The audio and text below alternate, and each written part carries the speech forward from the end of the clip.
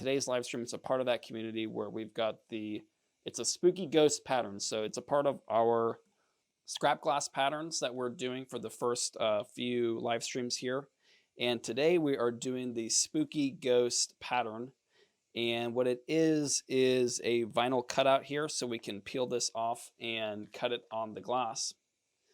And so to get started here, what we're going to want to do is select our glass. So this is the one I've selected for this. Ghosts are kind of transparent after all. And so we want to use a clear textured glass for the ghost. And this is our scrap box here. And so we do sell these scrap boxes, different colors. They're maybe $20, $30, something like that. And they work out good if you're a beginner and you're trying to get started without really investing a lot of money into getting a lot of glass. So that's why I like to start off with some scrap glass patterns.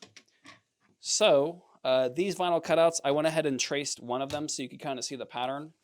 And really all it is, it comes with two patterns here. And in the community, you can actually print it out for free. So you don't have to purchase one of these. But it is a good option if you want to kind of try that out. So of course, for the beginning here, what we want to do is to start orienting our glass and putting the vinyl down onto it. Now, it's important to note this glass, that I have, it's very slightly directional in one direction. And thanks, Homemade, for letting me know about the double audio there. Okay, so I want to go ahead and... So actually, another kind of special thing about this project, see these little cutouts for the eyes and the mouth? Well, we're actually going to be doing something a little unusual with those, and I think you're going to want to stay till the end to see what it is we're going to be doing with that to kind of get this effect here. Not something I do often, but it's something I've been wanting to try out for a while now. So first thing we're going to do is start to peel these. And as I was mentioning, we want to keep this direction kind of consistent, and you can use it to do effects. So what I'm going to do for this particular pattern is I'm going to do one like this, kind of these vertically. I might do this one a little bit more out this way, and this one I want to do like that. So I'm going to keep that in mind as I place them on here. And the text, or the texture is running sort of this way on this glass. So we're going to do first, let's go ahead and get this first piece on here. And I kind of cut it close here, it just barely fit, but that will do. And so we can use that as the pattern to cut our glass. And then we're going to continue on here. And the reason I marked these is so that I can kind of orient them pretty easily onto the glass, so I won't have any problems here. Now this particular pattern, it looks like a pretty decent sort of beginner pattern. Maybe not the absolute, easiest pattern, but it definitely is not the hardest. So probably not your first pattern. It does have many curve cuts, but they're not too hard to break. Now, the last one we did, the Blazing Sun, that one was a pretty difficult one to do. So that one I would for sure not recommend to do as a beginner. And the thing I like about these little vinyl cutouts is you can really kind of put them down pretty easily and get a pretty good idea and yield out of your glass. And you can also kind of peel them up once or twice, and in case you want to sort of reposition where you're cutting that piece. And so here we've got our glass all laid out now, so we're going to go ahead and cut that.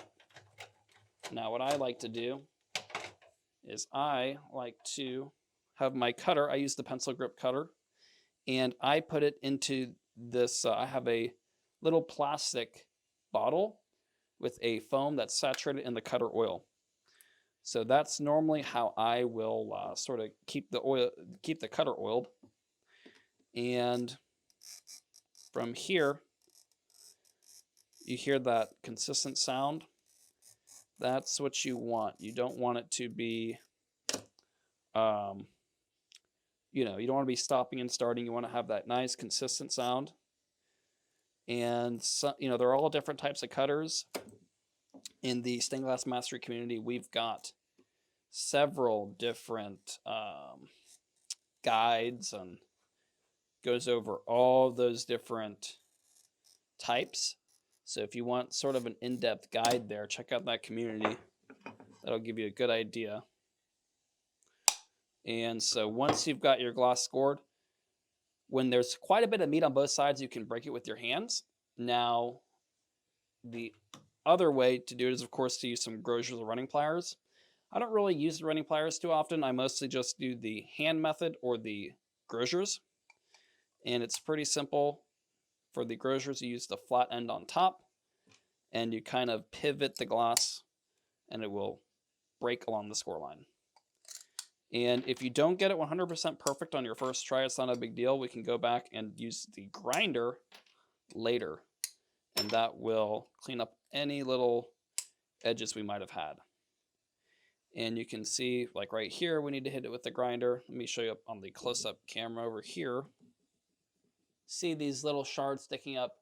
So in all these areas, we're going to have to hit the grinder, and you can get many of them off with the Grosier's, which I will go ahead and do, because that will save you a little bit of time on the grinder later.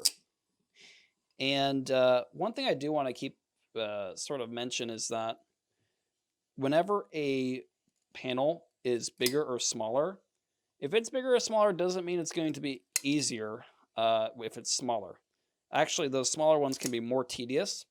A little bit bigger, where the pieces are a little bit bigger, can be a little bit easier. So you might want to keep that in mind if you are looking at doing a project. And we'll continue on here. And I like to keep the workplace pretty clean. Try not to get any shards of glass into your hands if you can. So we'll sweep all that off. Another thing I want to mention is that we are cutting on the smooth side here, not the rough side. So make sure to do that whenever you are, you know, cutting your glass. And you'll know pretty quickly something's wrong when it's very difficult to cut. And I can even demonstrate what that might look like. So another thing I like to do once I do the score, if I don't want to use my hands, you can tap it with the back of the glass cutter, and that will help the score run through the glass. We're going to go ahead and do the same thing here.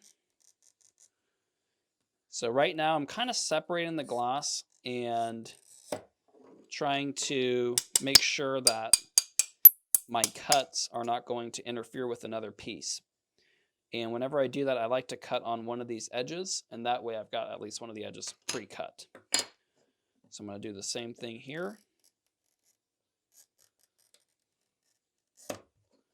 And I'll tap the breakthrough, just like that.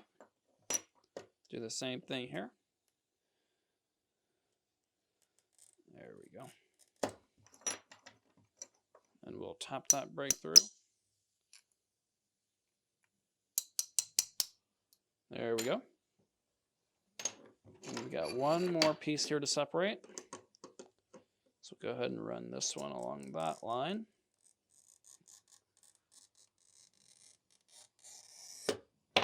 All right, there we are. And now we can finish tapping this one through. Perfect. Okay, so now we've got our pieces separated here. And I'm going to go ahead and start putting them onto the pattern so we can have an idea of what we are looking at. And let's see, so we'll go ahead and start cutting the next piece. Nice consistent pressure here. And there we are. Go ahead and do the same thing here. All right, and whenever you're cutting these curves, you really have to keep that elbow moving. That's kind of the only way to continue that nice consistent curve there. And that should do it. All right. We'll go ahead and tap those brakes through.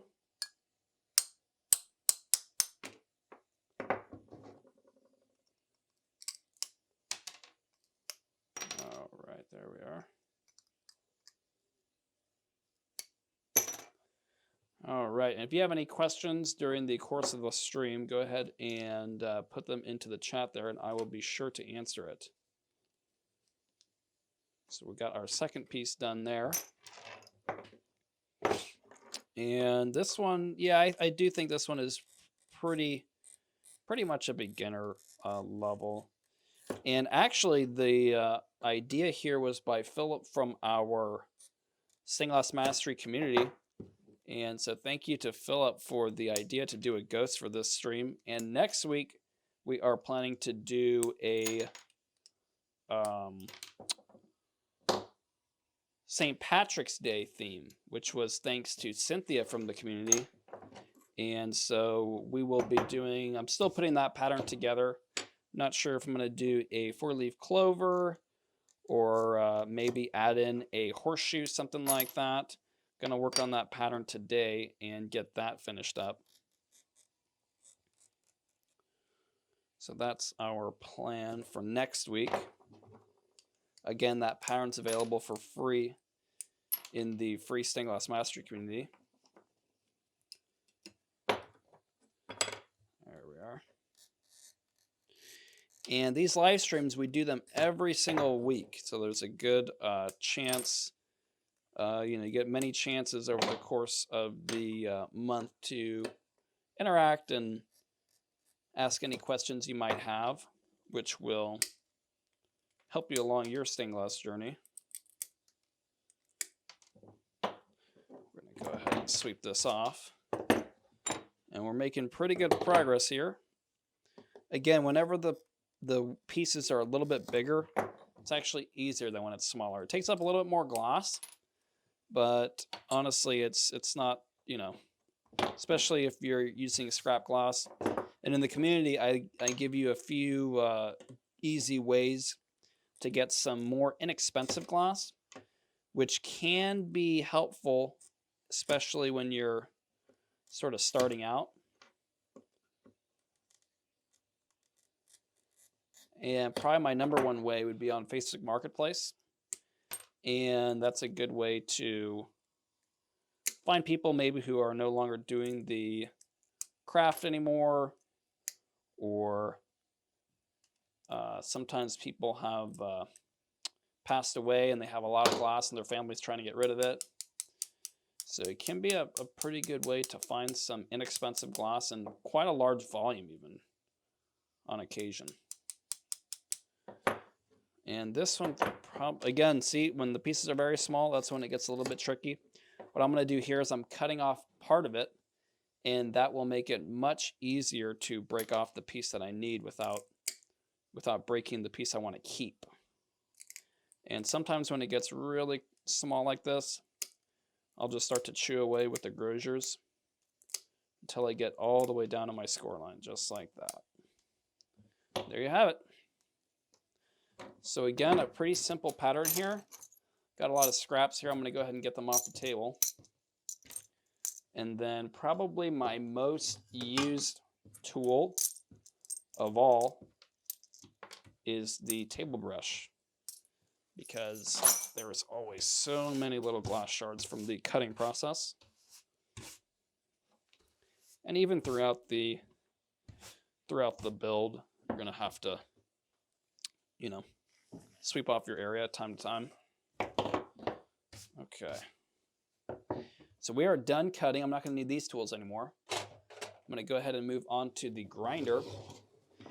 And I'm going to actually go ahead and switch you over here, see if you can see this a little bit better.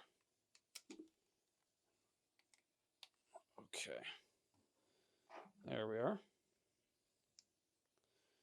So this grinder, it's really just a little wheel, and it has a foam here. And I like to use this water bottle with a little hole poked in it to saturate that foamy sponge. And then from there, it will disperse water onto the grinding wheel. And so what we want to do here is remove all the little shards that are around the vinyl. So all those little shards sticking up, we're going to go ahead and remove all of those.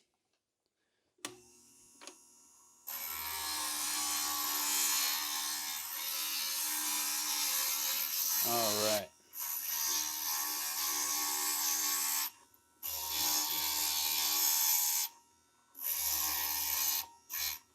So after that piece is done, we can go ahead and put it back onto our pattern.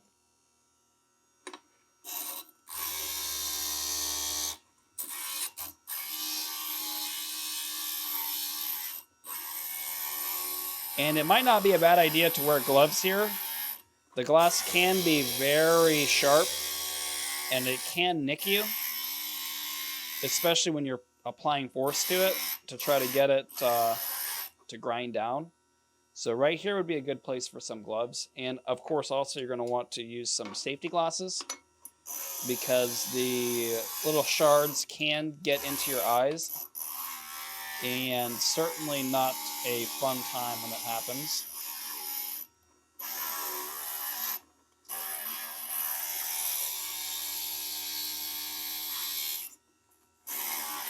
There we are. So we've got 2 of our pieces here.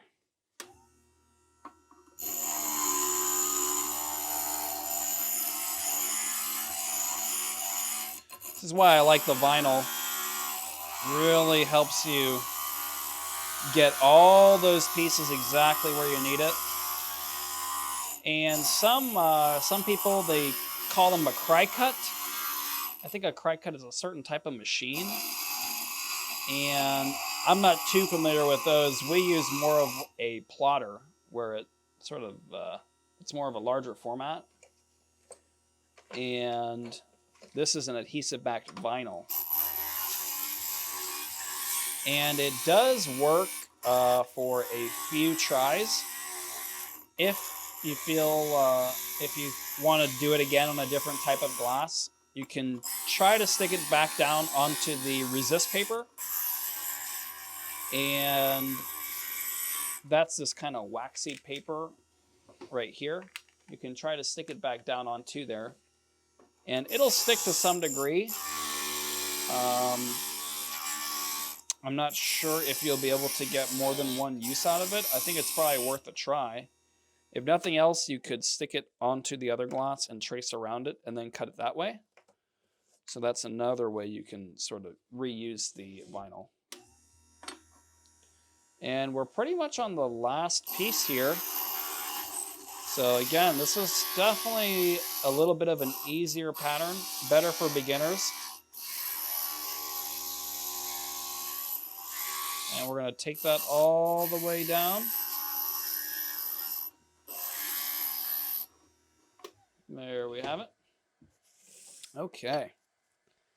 So we've got our spooky ghost here completely grinded down. And we are pretty much ready to get this into the foiling stage.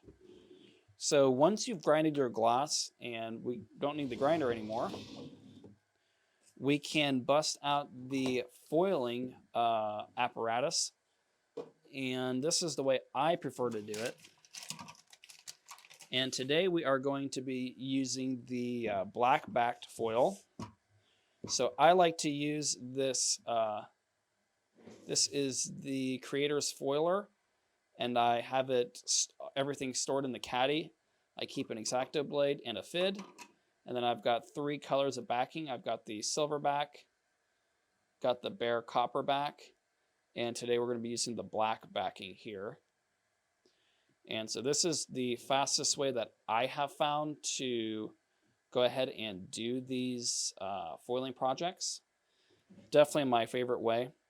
Now, before we continue, or before we start foiling, what I'm going to want to do here is, since I want to save these little pieces, I'm going to actually remove all of this, and I'm going to cut it off with the scissors. And I'm going to stick them back on there. So you are going to need a little rag here. Make sure there's no debris on there. I'm just going to put them right back on there. And they are very sticky. So you see how they stick pretty good? And this way we can hopefully reuse them in the future. I would, again, not consider it a guarantee, but I think it's worth a shot. And you don't have to put them exactly perfectly where they were, just trying to get them back stored reasonably safely for next time. And of course, these come with a second copy. So, you have 2 shots in case one gets messed up for some reason. Or in case you want to do it again in the future. Or if you wanted to do it with a partner, you can always do that. That could be a fun thing to do. There we are. I'm actually going to put this one right where the other one was. You know what? No, I'm actually not, because we're going to need to use those soon. And I want to show you why. I'm actually going to go ahead and move those around. There we go. And now we've got the few pieces here, a few more to go. I'll put this one up top. Sort of keep them in the right spot.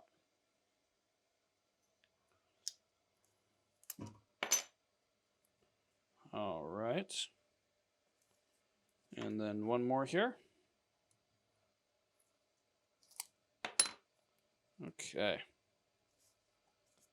So we've got all of our pieces. The vinyl is removed. Now what we need to do is make sure to clean these all very well. And I like to use a little blue glass cleaner. So try to remove all of the glass dust from the grinding. And you're going to want to make sure it's very dry.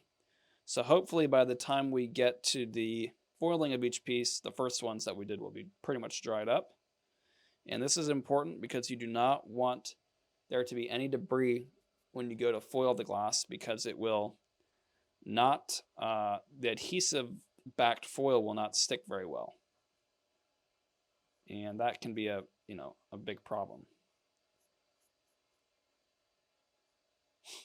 Okay, so we've got our second piece here. Making sure to especially clean off the edges, because that's where the foil is going to be touching directly. The adhesive is going to be touching directly onto the glass. And another important thing to remember is that once you do clean it, you want to try to avoid touching the edges, because the oils in your hands, they can also make it harder for the foil, the adhesive on the foil, to stick. So we definitely want to avoid doing that as well. And got our third piece done here.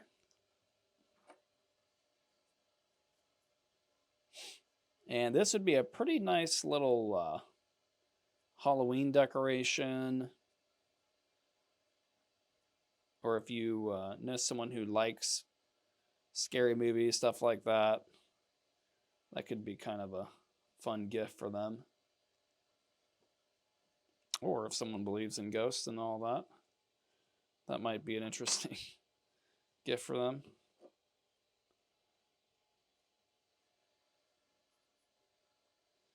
Okay. This is our second to last piece here. Kind of wiping it on with the blue glass cleaner, and then drying it off with a dry part. And any old rag will pretty much do. This is just an old cotton rag, old t-shirt, work well. See all that debris we're getting off? So we definitely want to do that before we start to apply our foil. And now that everything is cleaned up, we can go ahead and start foiling. So I'll show you how this works. So all you do is you take this item, the glass, and you push it down into this groove, kind of like this. And then it will apply the foil, and it will center it for you as you kind of push it through. So here's what that looks like. And sometimes what you do need to do is you need to kind of pull out a little bit, get some of the old foil if it's a little bit damaged, and remove that. And then you're going to push the glass into the groove and pull it through. And this works very well, especially if the glass is, 1/8 of an inch thick. Thicker glasses, some textures don't work very well. You will have to resort to doing a hand foiling, which for me personally, it's a little bit extra work, and I don't like to do it like that. But if you have to, you kind of have no choice. It's not the end of the world. It just might be a little bit more work than this method and take a little bit more time. But again, it's not the end of the world. And so here we are. We've got the foil all the way around. What I like to do is fold it over, kind of push the foil into the edges, fold it over onto the face, zip it up to a corner, and then fold it back over. And using this really helps to really sort of center the foil and get an even reveal on both sides. And one thing you do want to look out for is in case you ever have a, wherever you overlap the foil, you might have a little bit of a non-smooth transition, an abrupt transition, where it sort of connects here, transition. And so what you can do is you can take the X-Acto blade and just trim that off just like that. And now it's going to be a much smoother transition between the two. So we can call this first one done with the foil application, and now we will continue on and then burnish later on. So that's the first piece. Now we'll do the second piece, the bigger piece. And we will go ahead and run it through exactly like the first one. And I really like this foiler because you can do different shapes, curved, straight, works very well. And you just pull the end out a little bit, enough to overlap at least 1/4 of an inch. More cannot hurt. Center it up and fold it over. And this one actually has no corners, so we're just going to zip this thing up all the way until we get back to where we first started. There we go.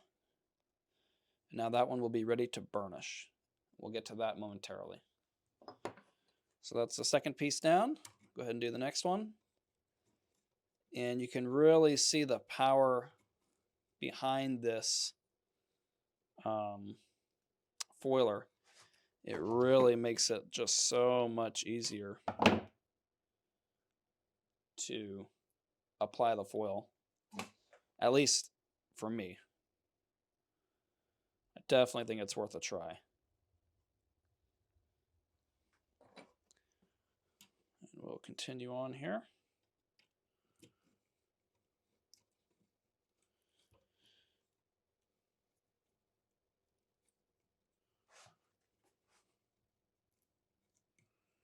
There we go.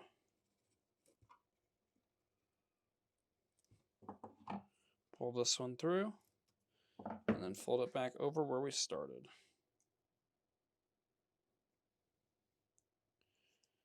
Now this one I'm going to have to go ahead and trim that down to make sure it's got that smooth transition again.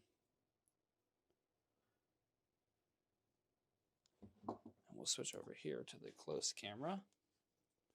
Where was that? Oh, here it is. Now this one is pretty obvious, very obvious. It'll become worse whenever you solder it, because that solder will stick to wherever that foil is.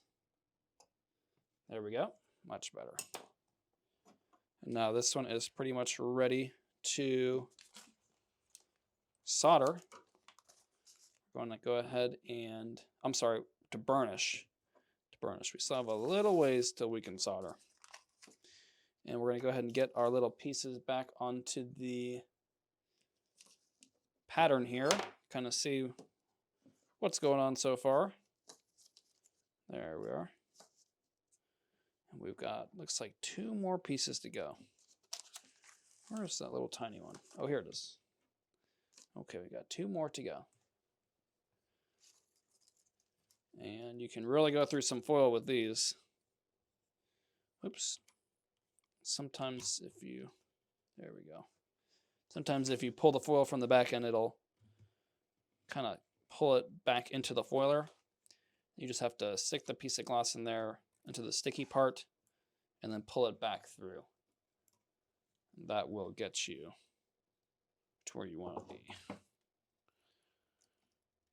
There we are. That's a nice healthy amount to overlap the original or the starting position. We can zip it up and fold it over just like that. And ironically, the smallest piece, which you would think would be easier, will probably be the hardest piece to foil.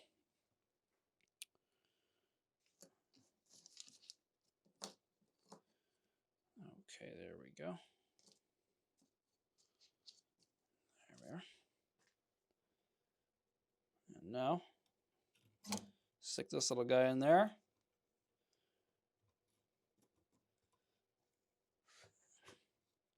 And you want to sort of apply pressure as you push it through the foiler, and it will help for it to stick to that glass edge.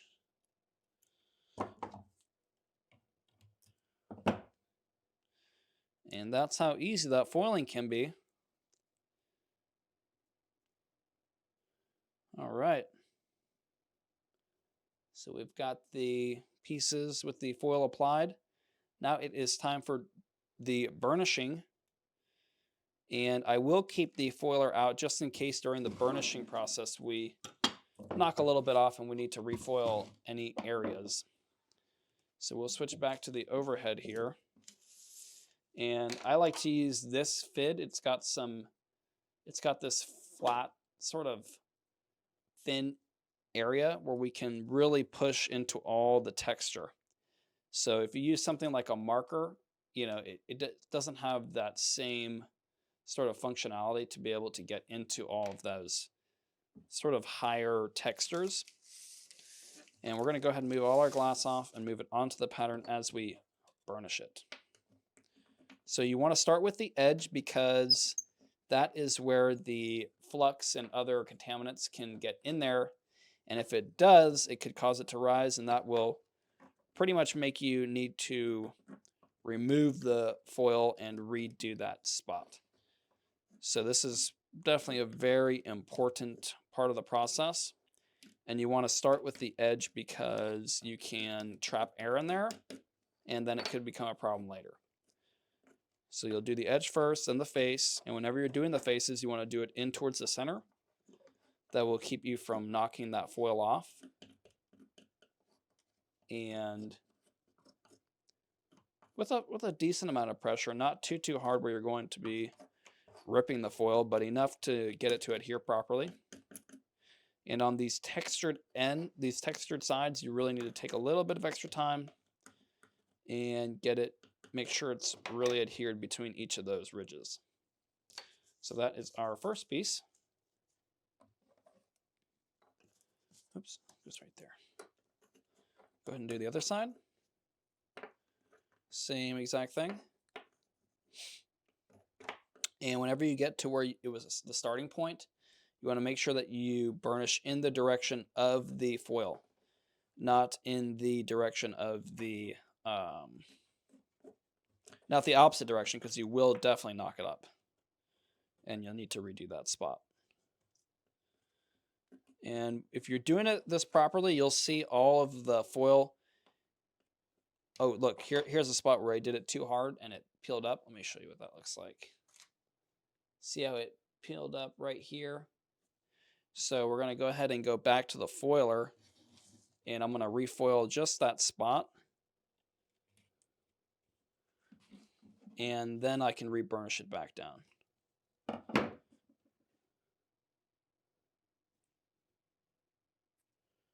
There we go. Starting with the edge, of course. And then I'm going to take extra care on this textured side because that's very common to sort of put too much pressure, and then it ends up damaging that foil on that side. It's a little bit tricky. You need to have enough pressure to make it stick, not too much where you're going to damage it. And the smooth side, it's a little bit easier. You can really see all those little wrinkles. They all pretty much get worked out pretty easily that way whenever you burnish them. And that's when you know it's kind of sticking very well. And if you try to remove foil, you'll see it definitely makes a difference from when you burnish it, because it becomes much harder to remove. So again, we're starting from the edge all the way. And then we're going to do the face. There we are. And this is the smooth side, so I can be a little bit sort of quicker and rougher with it. But the textured side now, we need to be very careful. Make sure not to damage this.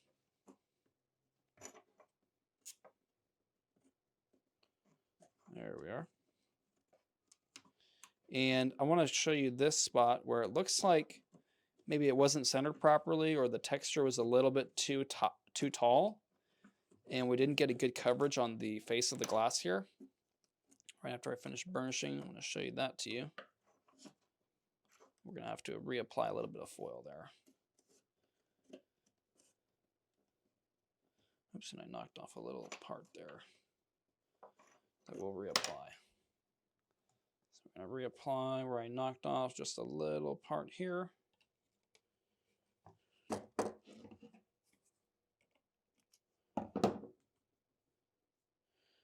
Reburnish that.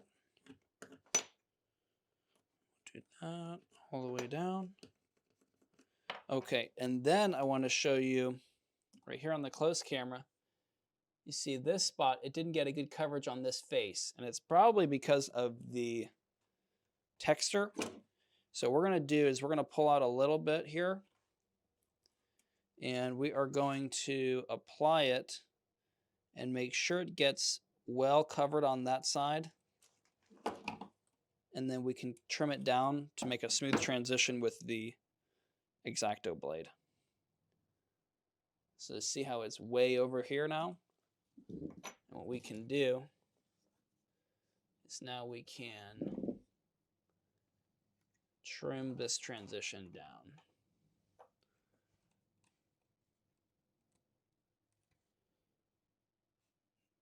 Just like that.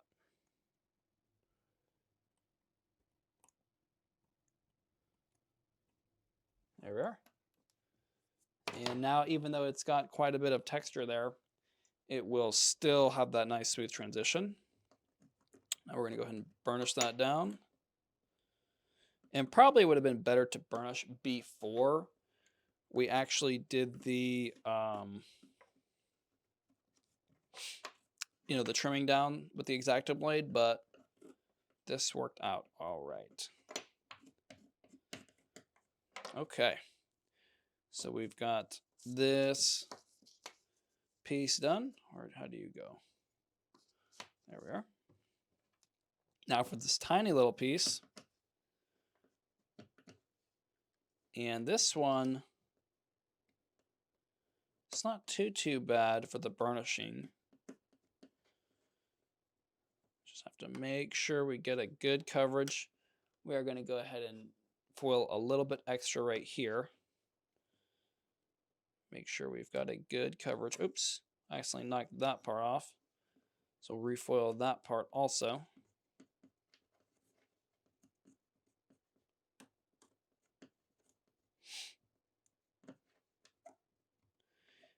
And something I have been kind of thinking about lately was doing a multi-part series where we'll make a small panel in each of the weeks, and then by the 4th week we can combine them all and make a big panel. So if you think that's a good idea, I'd like to hear from you. Definitely check out that Stained Master community. Let me know if that's something that you would like to see, because it's something I have been considering. I think it might be maybe a nice change of pace from doing these smaller projects and to do one that was maybe a little bit bigger. But really a combination of many small projects. So that way we can still have a weekly stream and then do the combination stream at the end of the month.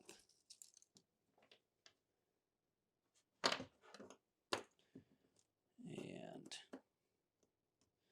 there we are. Got this one nicely burnished.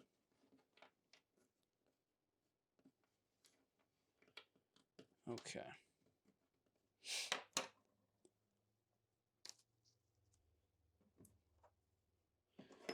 Got 2 more pieces now. Make sure to do the edge first.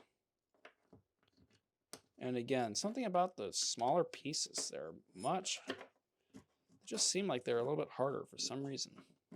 Harder to grab onto, especially with glass. You have to be very careful handling it. You can get cut pretty easily. And if you try to wear big bulky gloves, it can be hard to handle. So it's a little bit of a fine line you have to walk. And that's why you need Band-Aids very close by. That will be very handy many, many times. And actually, I don't think it was last week. The week before, I had gotten cut on the back of my finger. I'm not sure how. I didn't realize it till I was watching back the recording. And so, definitely worthwhile. Everyone gets cut working with glass, so you will want to have some Band-Aids nearby.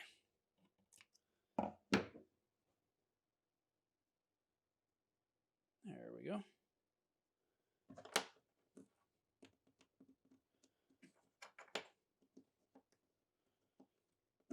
Okay.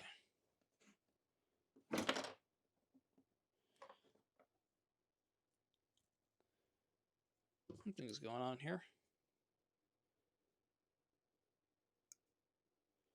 Looks like the black backing kind of got folded over on the face. What I'm probably going to do is put a little piece of copper back on top of it. And then that way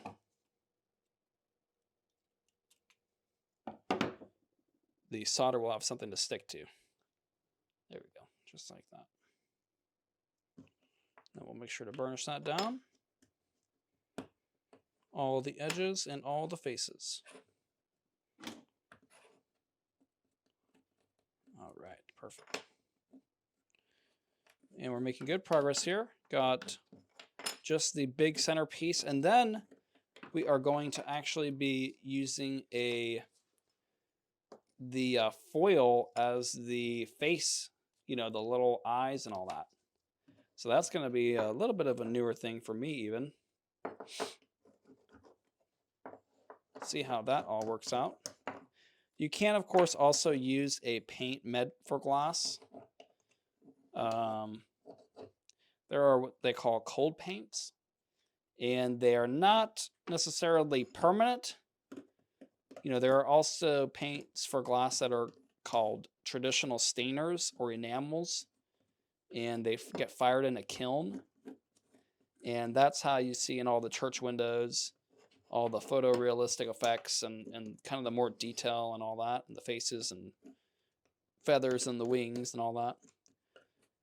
But for the purpose of sort of from a hobbyist approach, you know, that's kind of expensive, and you need a kiln, and you have to purchase all of those stainers, which are essentially ground glass that gets fused together to the other glass.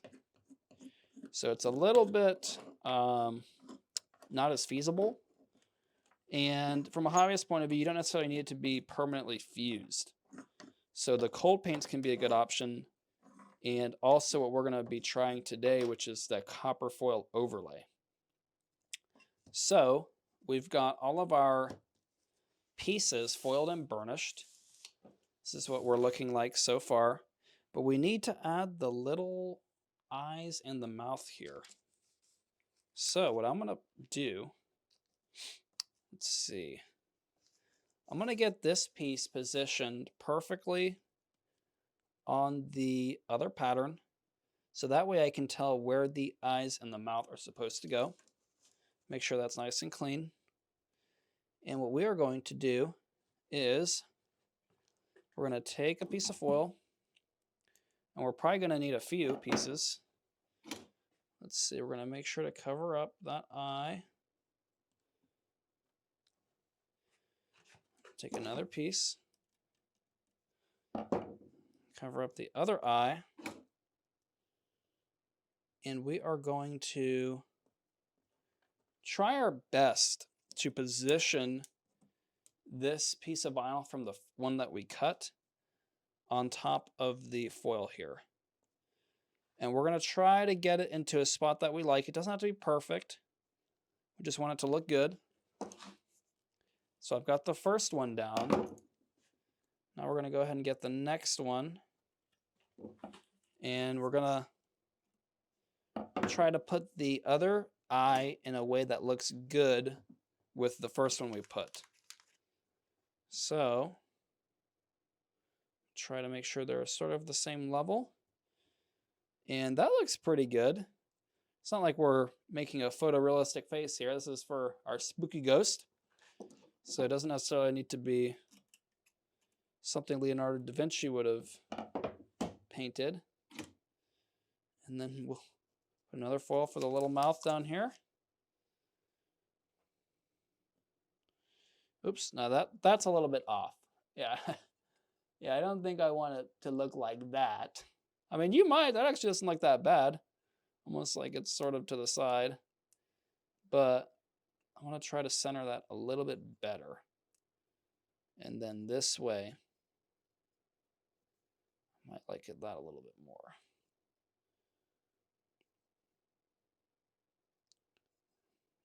Yeah, that I like much more.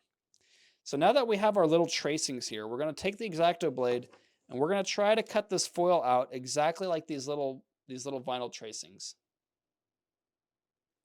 And Cindy, thanks for your question. If you have a gap between the pieces, it's not the end of the world. You know, the solder will fill it. The line will just look a little bit wider. It's not, you know, it's not the end of the world. Your piece will not fall apart. You know, you're just going to have some little gaps. It's okay. As you get better, you know, they'll get much smaller. Now, if you're doing this as a hobbyist for yourself, it doesn't matter. If you're doing this in terms of a commission for a client, you know, you might want to recut the piece. But in terms of hobbyists, you know, it's not going to fall apart. It's going to be pretty strong still. And even some people say that you need to have the gap in order for it to have more strength with the solder. So a little gap is okay, Cindy. And so we're going to go ahead and cut these out just using those little vinyls as our template here.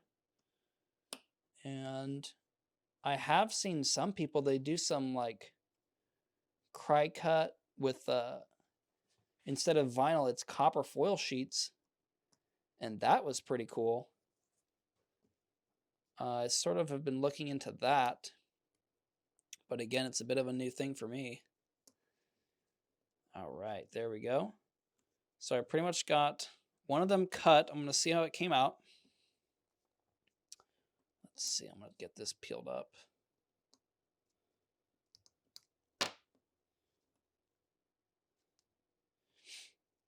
Okay. Got his little eye there. All right, so we got the first one. So that we're going to be soldering it with the rest. And I think it's going to look pretty good. I have it as the black backed. So from the back, it'll kind of look like this. Not the end of the world, especially since, you know, you'll have a viewing side. So it's not a big deal. Okay, let's go ahead and get this. And as I was kind of looking through my scrap gloss, I did have a little bit of kind of transparent white gloss. And that one would have been pretty good also for the um,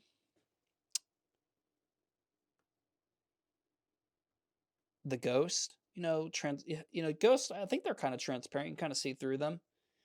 And so, for me, any transparent glass probably would work pretty good. Even if you think about like those Davy Jones, that type of ghost, they're kind of green, I think. Sort of have a little bit of a greenish hue.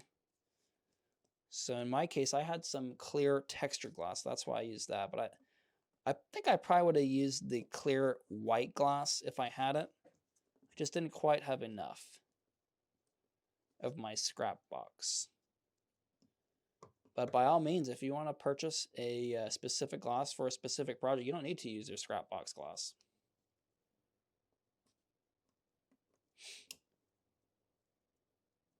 Okay. Pretty much got that one off. We'll peel up the vinyl. And you really cannot get through this without an X-Acto blade. Or you could try a utility blade. Those fold-out knives. One kind of like this, but they're much harder to use, in my opinion, compared to the utility blade.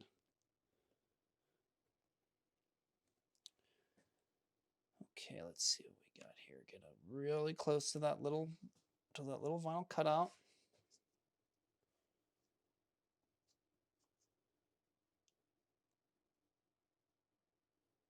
All right. Got that. Okay. It's coming out pretty good so far.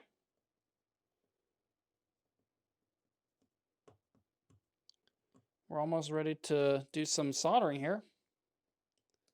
Try to get this vinyl off. There we go. Just make sure to really clean up this guy's little face here. There we are. And you could definitely get pretty creative with these overlays. You can make some folds in the little ghost. You could give them, I don't know, eyebrows or something. So if you want to consider something like that. So we've got our little ghost, our spooky ghost here. And it's coming along quite nicely. I'm very pleased so far. So what we're going to now do is, since we are all done foiling here, we are ready to solder. So you're going to want to make sure you have some ventilation. I've got my, let's see, I'm going to clear some space here. I'm going to remove my foiling. And going to get this stuff out of the way. So first thing we're going to do, get our iron plugged in. Start heating that up. Let me get over here. Okay, got that plugged in. And now we need to secure down our glass here. So I'm going to grab my mallet, grab some nails,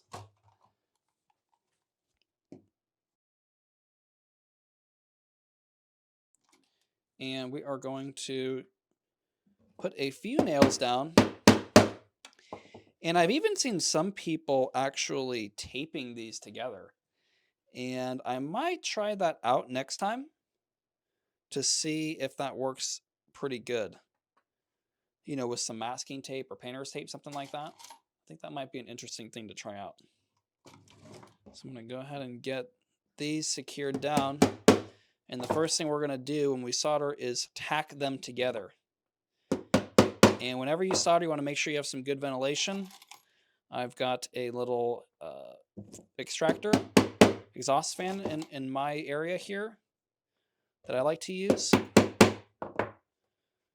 And if you're working outside, or if you have a fan or something like that, that will work well also. And here we want to just try to get everything to be pretty well together. And we'll do a quick look here. So that's looking pretty good. We've got our little face there. And, Cindy, like you see here, I don't really have many gaps, but if there was a little gap, it really, it's okay. It's not the end of the world. So we're going to go ahead and check on our iron here. What I like to do is, in order to keep all of the chemicals away from me, well, first of all, I like to wear my apron. So make sure to do that to protect your clothes. And normally, I try to wear it right when I'm starting. Kind of forgot to do that today, but better late than never. So we're going to go ahead and also protect our hands. We don't want to get a lot of chemicals all over our hands. And when it starts to get into the really hot temperatures, we also have some heat-resistant gloves that can be very handy. So of course we've got our solder, and our iron is still heating up. We're using a 6040 for this project. I've got my flux here, and these are all these little IKEA pegboard attachments. Absolutely love this thing. Keeps all the tools, and these little things, they slide out, and they can slide back in and store everything away really neatly. And they, if you're looking for some shop organization for your area there, definitely consider this. It is a nice way to store stuff. So we're going to go ahead and turn on our Fume extractor. Go ahead and move this over to our workspace here. All right. So what I like to do is to begin by tacking all of the joints together. And that will make sure that our piece will not move on us. And we want to avoid that. So I'll just put a little bit of flux, especially at the joints. And I might even go ahead and solder up our little faces here.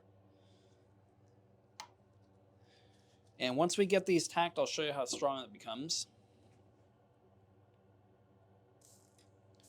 So it doesn't take much solder. We're really just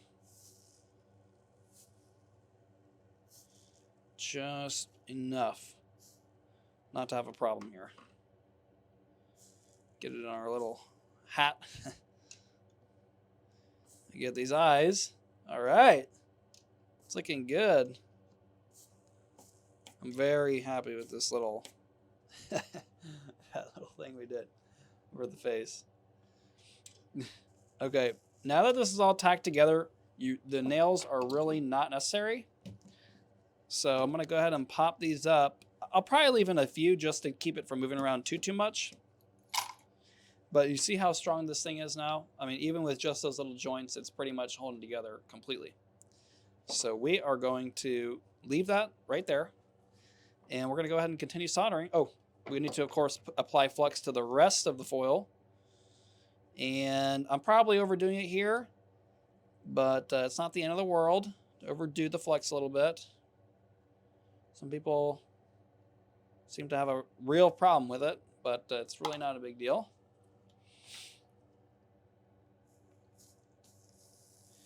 And if you're wondering about a full-on tool list, I've got that in the Stained Glass Mastery community as well. So that includes all the tools I use, what I recommend for beginners, and even links to purchase them all. It's just something to consider there. And let's see. How are we doing here? I think that we're doing pretty good. And let's see. Yeah, I think we're doing good. Okay. So I like to first do not necessarily a beauty bead. Right now I'm trying to get everything with some solder, and we can go back and do more of that beauty bead shortly. And sometimes these nails can be a little bit annoying. And really the only reason why I've got them over here is to keep it, because if I didn't, the piece could be kind of moving around, like this. And I want to try to avoid too much movement if I can. So now that I have the first side fully soldered, we're going to go ahead and flip it. And you can see our black backing from the foil from the eyes and face on the back side. And we're going to go ahead and flex up the entire thing here. And then we'll go ahead and foil this part. I'm sorry, we'll go ahead and solder this part, this side. And sometimes a little bit of flux can get between the two surfaces. That's why you're seeing all that bubbling. So I can give you another angle here. Let's see. There we are.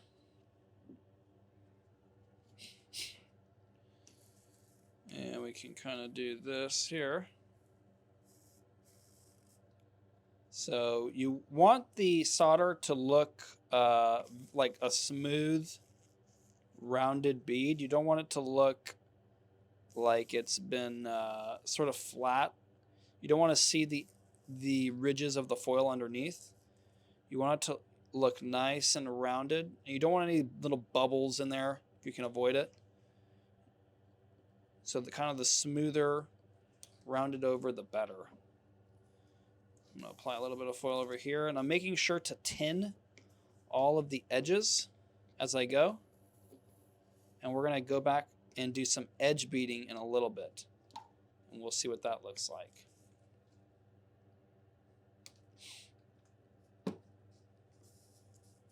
There we are.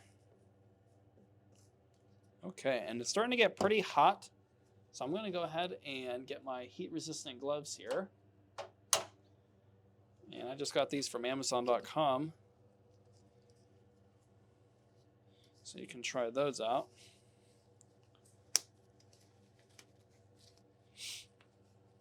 All right. And we'll go ahead and switch to the overhead here. I'm going to go ahead and get these nails out of the way. So now what I do want to do is I want to go ahead and do a nice beauty bead here. So I'm going to kind of feed some solder in there and try to keep it real consistent. See these little bubbles? We have to go back over that because we do not want that. And that looks pretty good there. So you just want to feed a little bit in there. Since I've already soldered it, there is some there existing. If it gets too low or flat, I need to add a little bit more. And you do need to be careful not to heat it up too much. You can crack the glass. And then the other situation is that the more you go over it, the hotter it becomes through to the other side. So you'll have some drips to the other side. And you want to make sure probably to do your viewing side last, because you do not want for it to show those drips, if any, on that viewing side. So this I'm pretty happy with, I would say. I do want to touch up the back side, and then we're going to touch this side up one more time. So we'll go ahead and flip that. And you can see how it's kind of messy looking. It's got,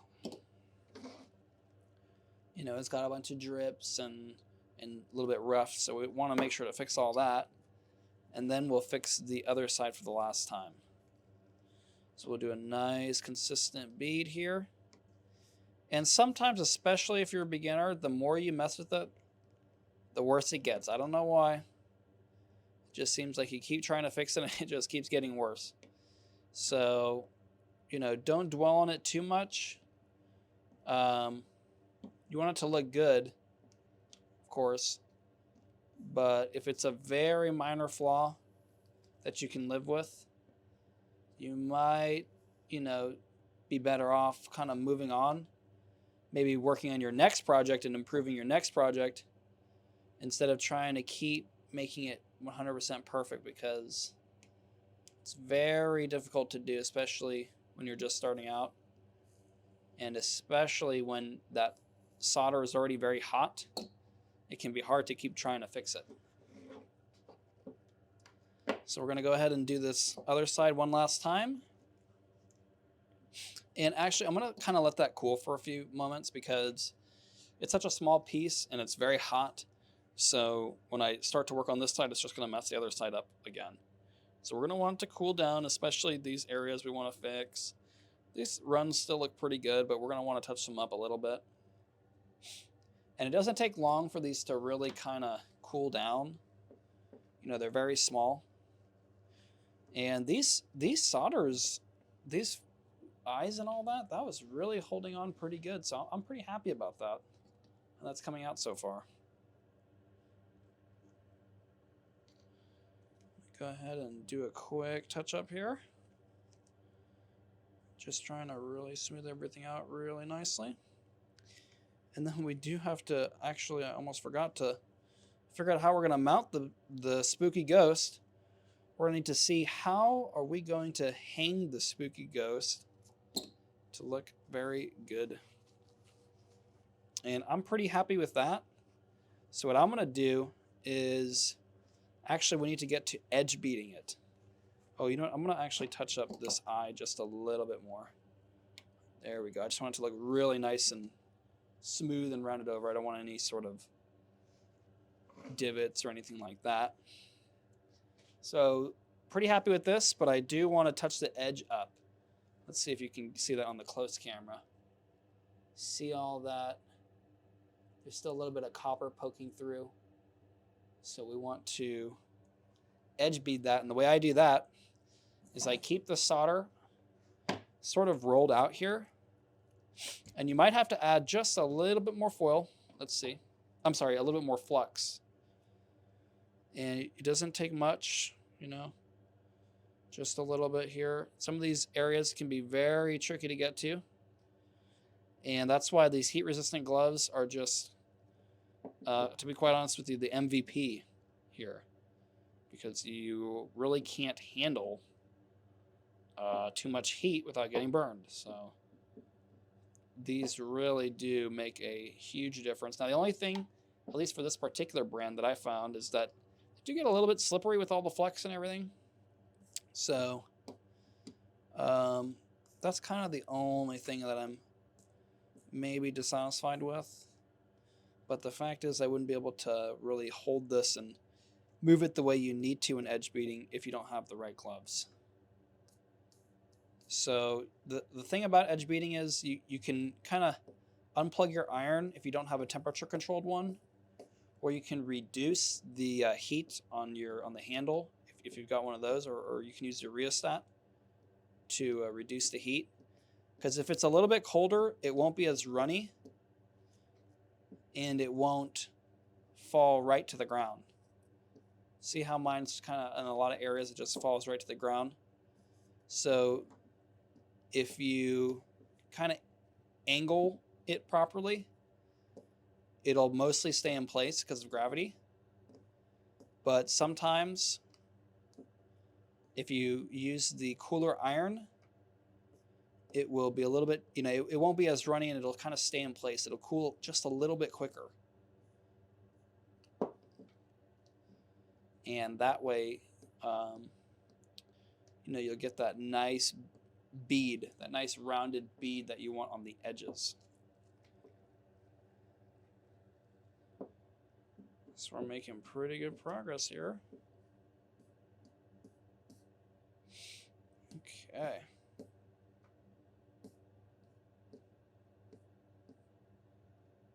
There we go.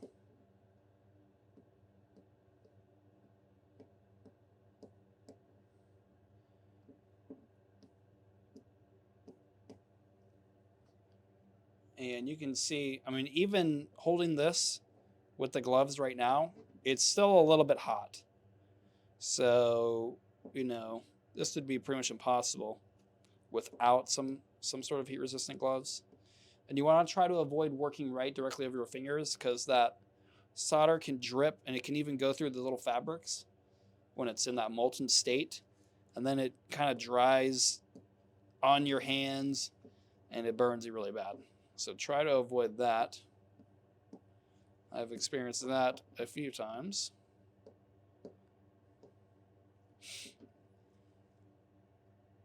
Okay. Getting a little bit warm there.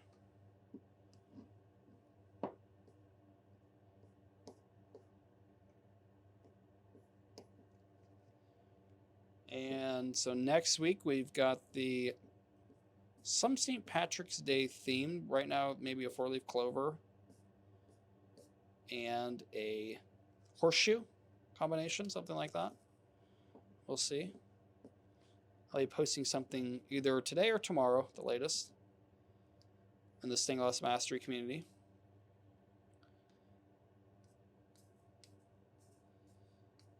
There we are.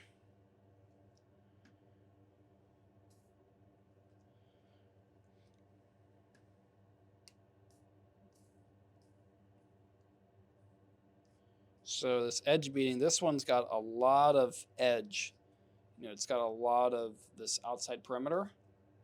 So you just want to take your time with it. Make sure everything's got a nice, rounded, healthy bead. Something that you're happy with.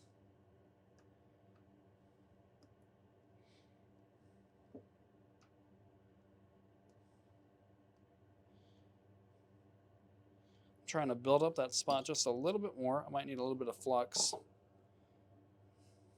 Or it might need to be cooled down just a little bit. Let's see what we can do. No, I think it just needed a little bit of flux. There we go.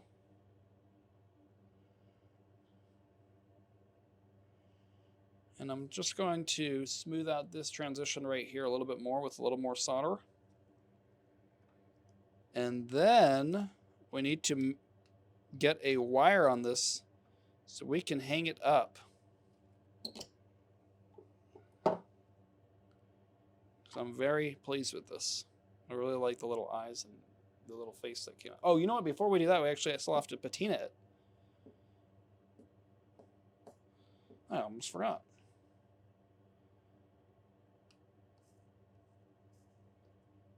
Just smoothing out this transition.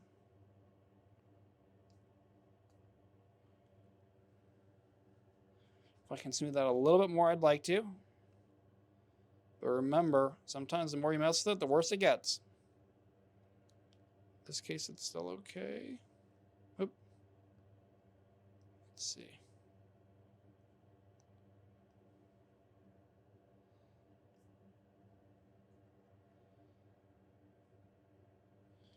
Okay, this I can live with. Okay, so we're gonna let that cool. Oh, you know what? No, I can't. It's got a big drip on the backside. You get that off.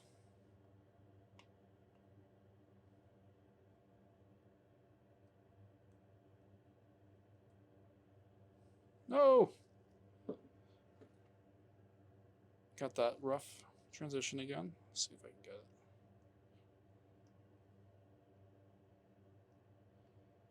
Okay. That will do us for that. Okay, now what we want to do is we do want to go ahead and clean this thing off. This thing is I'm done soldering, so I'm going to go ahead and unplug my iron. And I am going to get it away from me because I don't want to be burning myself. Put that way over here. Okay. And now I'm going to go ahead and clean this thing up. Try to get all this flux off of here if I can.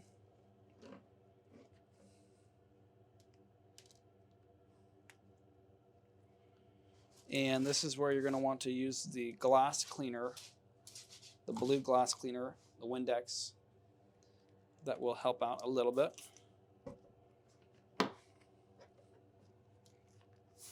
We'll go ahead and clean all this stuff down.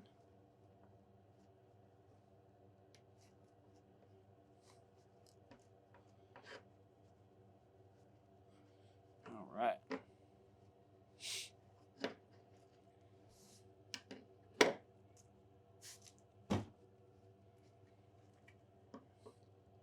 Sometimes you get these little drips of solder that are kind of lingering on the glass, so you can get all that off.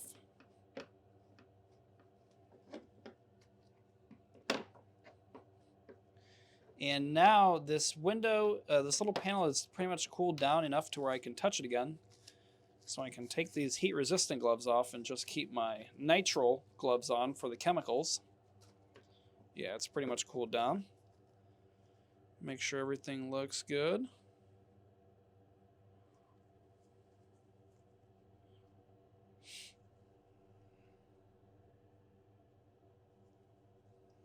of just take your time here.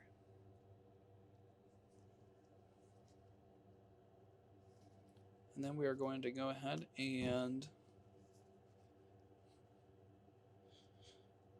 get some patina out for the spook. Oh, no, we need to first do the wire. So I'm actually going to break the, and I like to use these little lead dikes for to cut this. I'm actually going to plug the iron back in, and we're going to need it to solder just a little bit more here.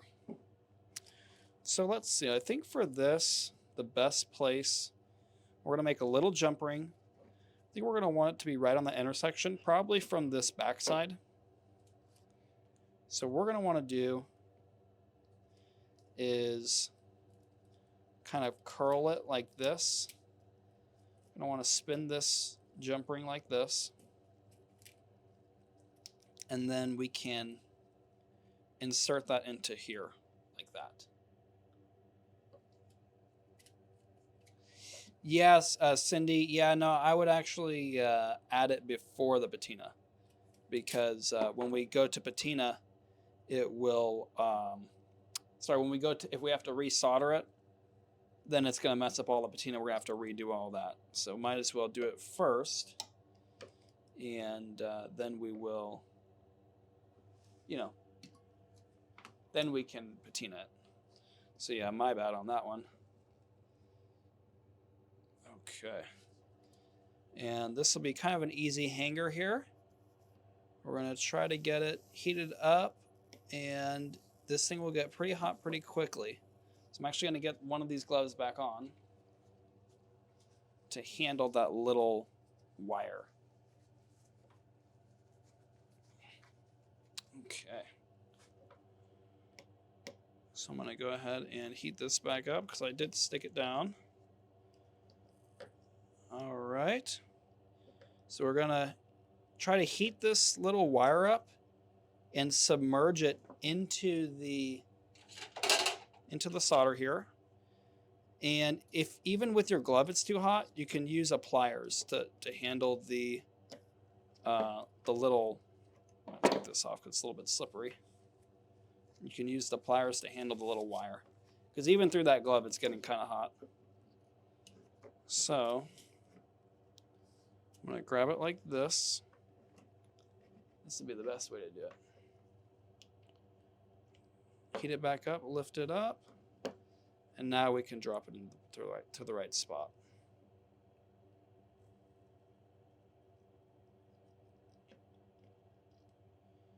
And we'll just kind of put a little bit of downward pressure right there.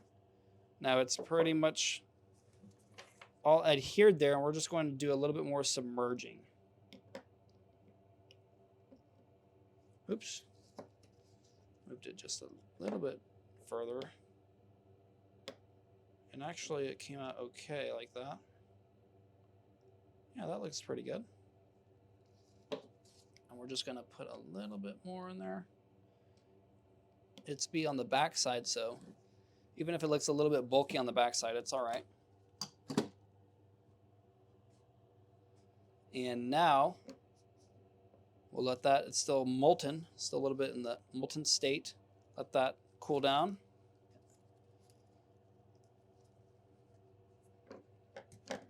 Okay. It is warm. I'll go ahead and try to clean this off. Oops, and we have a little bit of it overlapping on the glass here, so we don't want that. I'm going to go ahead and touch that up. See what we can do about that. What we might have to do, let's see, sometimes if you use the iron and you can heat up one edge, let's see how this looks from the front. So it's still showing through a little bit. What I would do here is, let's see, I would grab my wire brush and I would remove just a little bit of solder from that side. So I'm going to heat it up and see if I can just remove a little bit just enough to try to prevent it from being visible on the other side. And then I can try to smooth that out so it looks good on this side. And then we'll check it from the front side. So that looks much better. You can't see that through the gloss anymore. And now we can smooth this side out, make it look really nice. There we go, just like that. Set this back. And now that we've got the wire done, we can go ahead and patina it. So I'm going to go ahead and move some of this stuff out of the way. And again, I keep all the patina in that little pegboard in the back. And probably we're going to want to clean this off a little bit more. There we go. Especially in that spot we just worked on. Okay. And now we're pretty much ready to patina. What I do is I just take the rag and I just kind of saturate it like this. And I'll do that maybe like 2 or 3 times. And again, this is an acid, so you're going to want to be wearing some gloves. Keep that off your hands. And if it's nice and saturated, it will really take to that solder. And if it's not, you might just have to go back over it a few times. You can see it really darkening up nicely there. And the little wire that I use, it's pre-tinned, so I can patina that too. So I've got this side done pretty good. I'm actually going to go ahead and do it again. I'm going to do another saturation here, and I'm going to do another kind of heavy layer here. And then we'll go ahead and do the same thing on the back side.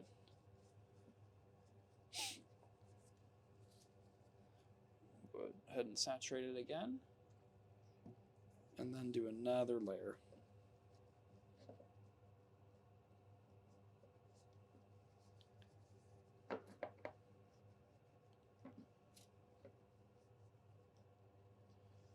And that's pretty much it for this one. I'm going to go ahead and put the patina away, because if you don't, you will spill it. There is no doubt about it. And find a clean spot of the rag. And I'm going to just wipe this down one more time, and we're pretty much finished up here. Spray the rag a little bit. Wipe this down really well.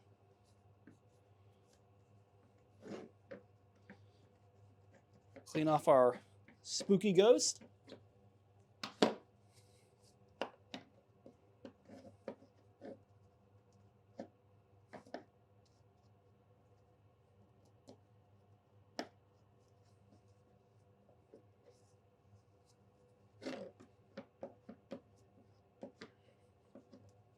All right.